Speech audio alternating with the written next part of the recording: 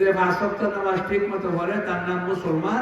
এটাই শুধু মুসলমান না, মানুষের সাথে আচার ব্যবহার যার ভালো হয় তার নাম মুসলমান। খালি নামাজ পড়লে মুসলমান হয়, আচার ব্যবহার ভালো হইতে হইব। আপনার উসিলায় আপনার পশ্চি শান্তি পাইতে হইব। যার উসিলায় পশ্চিটা শান্তি পায় হে ওইটা খাঁটি মুসলমান।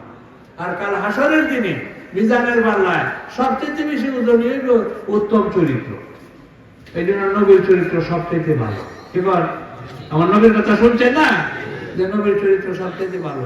তো মুসলমানের চরিত্র যদি ভালো হয়ে যায়, সবাই যদি ভালো ব্যবহার করে, তো দেশের মধ্যে শান্তি আইব না? কি বল, পুলিশ দাঁড়ানো লাগবো না, মুসলমানের নিজেরাই শান্তি চালু করতে পারবে। তো সবাই নিয়াত করার কথা আমরা শেষ করছি। আল্লাহ পাক যদি আমরা তৌফিক দেয়, আমরা সকলে ইসলামটা মান্য করবো। আমাদেরকে দেখে দেখে ও মুসলমানরা মুসলমান হয়ে যাবে। আর যে দুনিয়াতে মুসলমান আছে এই জন্য কারণ আমরা কারণে এরা মুসলমান হয় না। আমরা যদি ইসলাম ঠিক মতো মানতাম তাহলে সবাই মুসলমান হয়ে গেল।